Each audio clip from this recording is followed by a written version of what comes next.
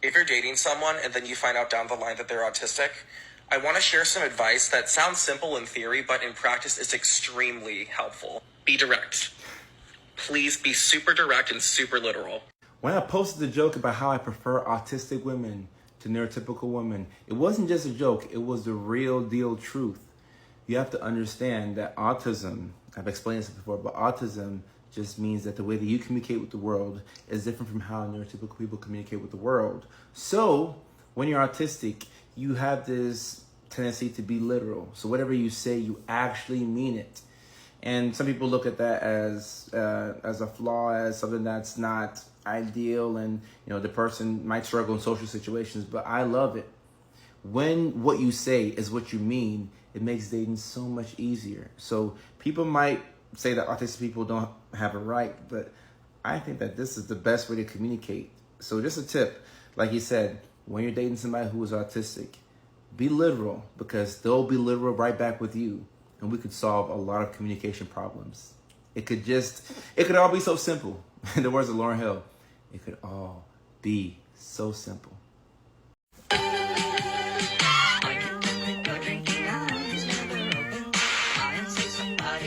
Whenever people ask me, is it still worth it to get a diagnosis of autism, I show them these videos.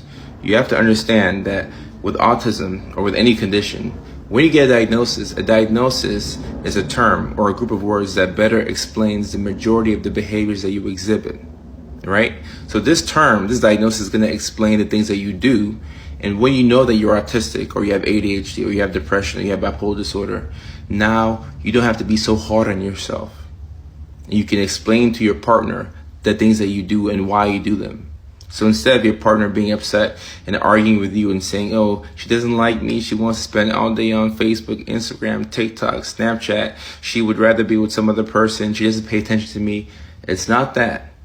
It's just that she's autistic and these are the things that she does. So when you know that this is what she does and why she does it, you don't have to blame yourself for not understanding her, or her for the things that she does. But now we can work towards an actionable plan, so that way both people in the relationship can get their needs met. It's like magic, right? I wasn't trying to figure out what I do. She was trying to figure out who I am. It was like I was in a double-blind experiment, and I loved it. A new bar has been set, guys, okay? If they're not asking you what you remember from your 18th birthday, we don't... Go find you an autistic woman. Fellas, I cracked the code. Go find you an autistic woman.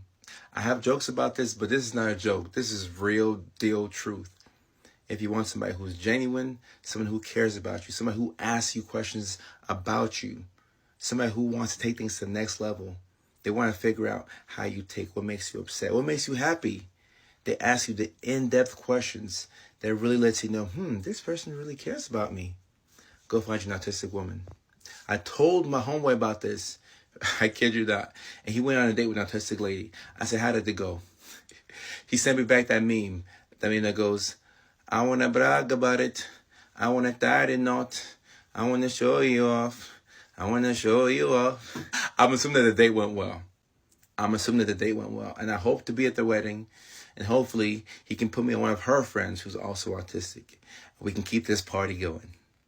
Like this, sign this, switch to the flow, by the way, I ain't right.